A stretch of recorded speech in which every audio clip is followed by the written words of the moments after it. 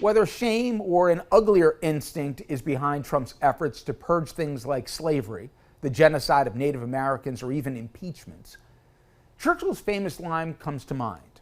Quote, "Those who fail to learn from history are doomed to repeat it." So I hope that more media outlets allow us to hear what Donald's actually saying instead of taking it upon themselves to, quote unquote, translate him. His nonsense is untranslatable. So what ends up happening, because human beings need to make meaning of things, is that certain reporters and journalists end up imbuing Donald's meaningless statements with meaning, so they don't seem as dangerous and, quite frankly, unhinged as they really are. But part of this, too, is just Donald once again failing the cognitive test. He just cannot exist in a world where he isn't always the winner.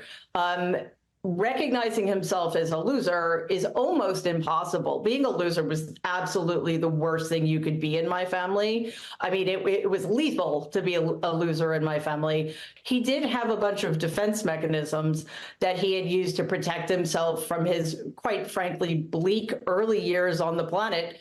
That my grandfather found very useful. Donald's bullying, his grandiose sense of himself. And as we've seen, Donald and my grandfather, with the help of New York media and the banks and eventually the Republican Party, really did leverage those things to Donald's benefit, and I should say to the disadvantage of the rest of us.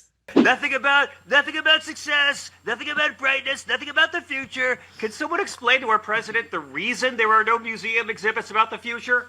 that we can't go and learn about the future and see artifacts from there? Trump's mad at any museum that doesn't have balloon animals. And again, his whole thing was like, why don't you have the positive stories, right? Like only Donald Trump could look at 400 years of slavery and be like, yeah, was it that bad though? Yeah. Really? Where's the sunny side of slavery? Well, but that's the thing, right? He said, where's all the positive stories, right?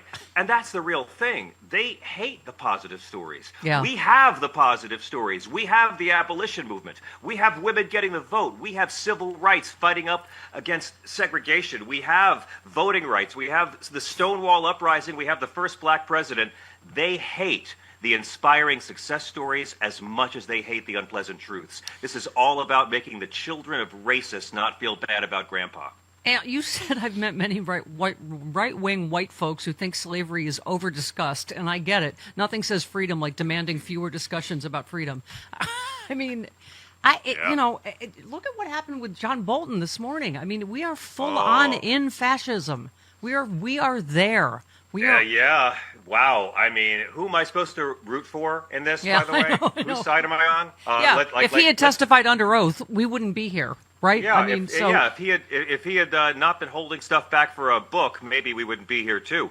I mean, it's awkward because Donald Trump is responsible for more American deaths, but John Bolton is responsible for more overall human deaths around the world. So it's so great when the right people find each other. It's like Gargamel versus they're harassing who? him.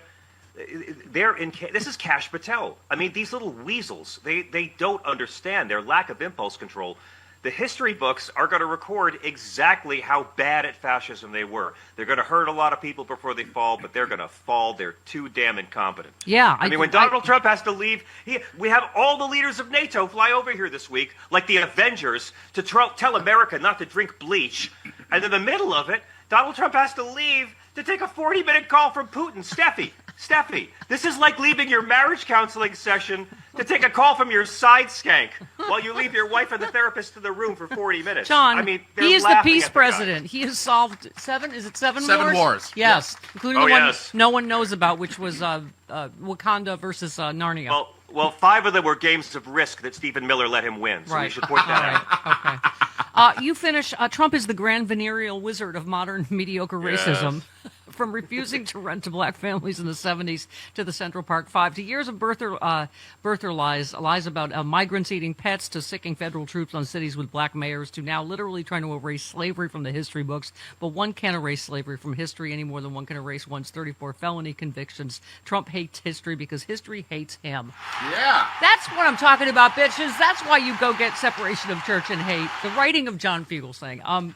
Oh, thanks. Also, And you have a new salutation. You said, "I love you as much as racists love using the word woke." That's so sweet. indeed, I do. It's That's true so from sweet. the heart. Thank That's you. a lot of love. Thank you. A lot Also, of you love. said J.D. Vance is so unpopular. I heard the couch made him sleep on the bed. The couch made him sleep That's on the funny. bed. That's Oh, it's funny. awful. It's not going well. The couch told him he has to start using a sheet. It's not going well for him and the couch. I want to date and kiss marry the guy in Union Station who yelled, "You're a couch!" at J.D. Vance multiple times. And can I just say how much I love the Alaska summit? Putin walking around looking like a real dictator, and Trump looking around looking like a guy who wants to know where they hide the pudding. It was so funny. It was great. Didn't the one I'm on picture? that. The one Go ahead. picture they're shaking hands and Trump looks like the radioactive Walmart shrimp is coming back up. He's like,